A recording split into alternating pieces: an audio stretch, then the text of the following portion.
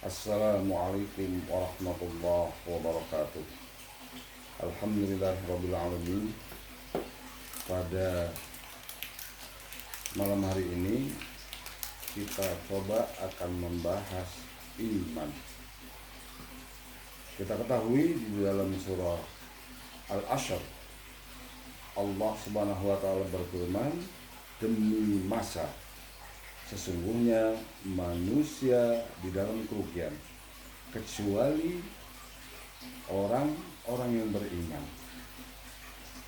Nah, dengan iman maka kita terhindar daripada kerugian. Namun apabila kita sudah menyatakan kita beriman kepada Allah, juga ada konsekuensinya. Coba kita perhatikan di dalam surah Al-Ankabut ayat 2. A'udzubillahi minasyaitonirrajim. Bismillahirrahmanirrahim. Ahasiban nasu ayyutraku ayyakulu amanna wa hum la yuftanun. Apakah manusia mengira akan dibiarkan hanya karena menyatakan amanah kami beriman, wahum la yuftanun, dan mereka tidak diuji. Jadi begitu kita menyatakan bahwa beriman kepada Allah, maka bersiap-siaplah untuk menerima ujian Allah. Mengapa Allah perlu menguji kita?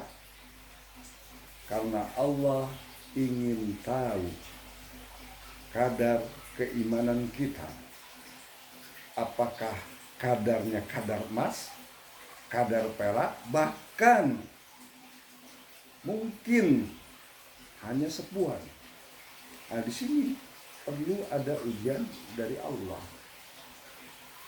Nah, kita perhatikan dalam satu hadis Rasulullah Shallallahu Alaihi Wasallam bersabda,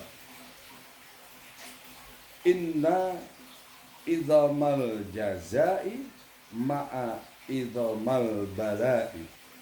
Inna Allah subhanahu wa ta'ala idha ahabba abdan iftalahu fa idha sabara istabahu fa idha radiya istofahu.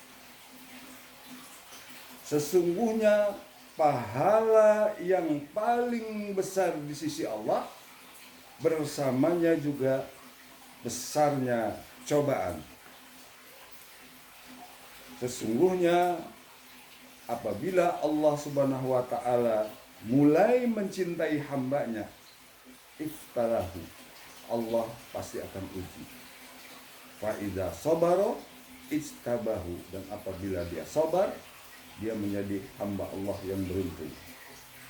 Fa idza radiya istofahu, dan apabila dia ridha, bukan hanya sabar tapi tingkatnya sudah naik lebih tinggi, ridha dengan ujian Allah, istofahu, dia akan menjadi hamba Allah yang terpilih. Oleh karena itu, ujian yang Allah akan berikan kepada hamba-hambanya yang beriman itu pasti. Di dalam surah Al-Quran, di dalam Al-Quran surah Al-Baqarah ayat 155,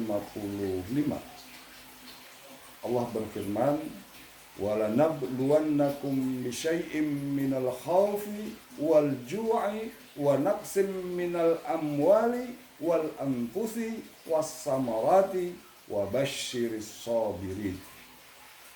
Dan kami pasti akan menguji kamu dari sedikit rasa takut, dari kelaparan, dari sebagian harta benda, daripada jiwa, daripada buah-buahan.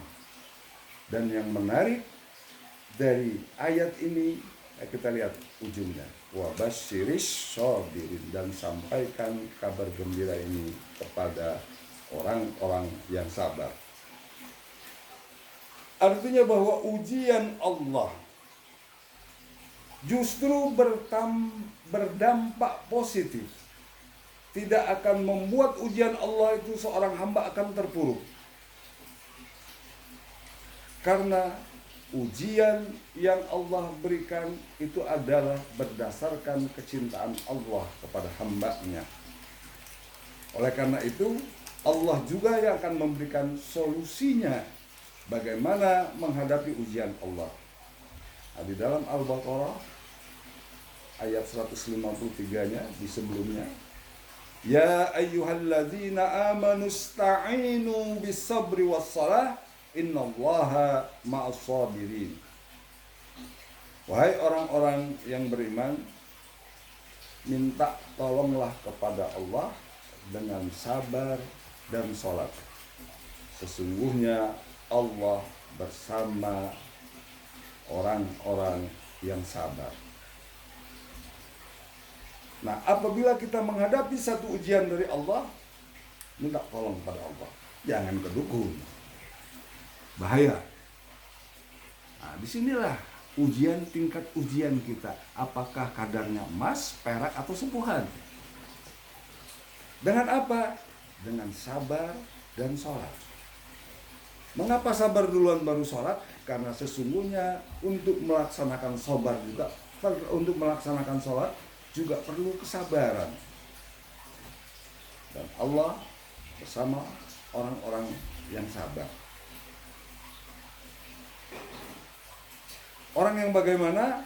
Nah, sambungan dari ayat ini, allazina idza asabathum musibatun qalu inna lillahi wa inna ilaihi raji'un. Apabila ditimpa musibah,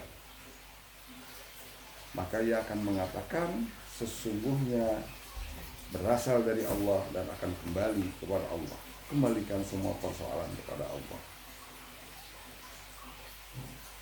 Karena sesungguhnya kesabaran ini sangat dituntut oleh Allah. Bahkan di dalam surah Al-Imran, Allah Subhanahu wa taala berfirman, am hasibtum an tadkhulul jannata wa lamma ya'lamillahu allazina jahadu minkum wa ya'lamas sabirin. Apakah kamu mengira bahwa kamu akan masuk surga, padahal Allah belum melihat kamu berjihad, belum melihat kamu menjadi hamba Allah yang bersabar? Maka tidak akan mungkin kalau Allah belum melihat kita bersungguh-sungguh berjihad di jalan Allah, belum melakukan kesabaran, maka Allah katakan, apakah kamu mengira bahwa kamu akan masuk ke dalam surga? Perlu adanya perjuangan. Namun sebagai hamba Allah yang seperti saya katakan tadi di depan, tidak akan pernah rugi. Apabila ia ditimpa satu musibah, ditimpa ujian, maka dia bersabar. Namun apabila dia mendapatkan kenikmatan, dia bersyukur.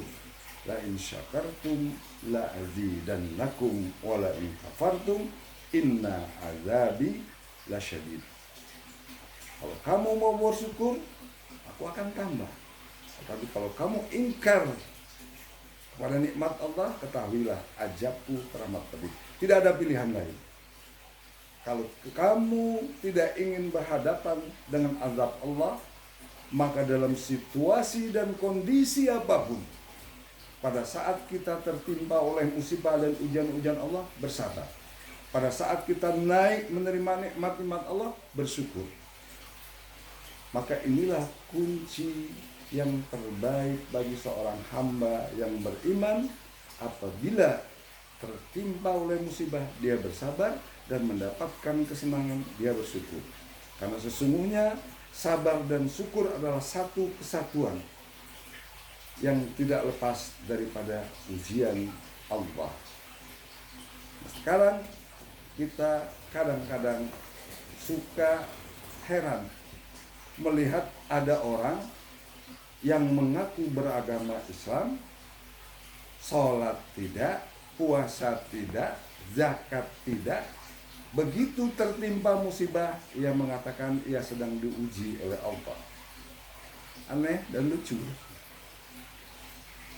Daftar sekolah tidak, ikut pelajaran tidak, tahu-tahu mau ikut ujian. Jadi ujian dan nikmat adalah bentuk iman yang dielementasikan di dalam mendapatkan kebahagiaan di dunia dan kelak kebahagiaan di akhirat. Demikian yang bisa saya sampaikan. Mohon maaf atas segala kekurangan. Subhanakallahumma wa bihamdika asyhadu an la ilaha illa anta astaghfiruka wa atubu ilaik. Assalamualaikum warahmatullahi wabarakatuh.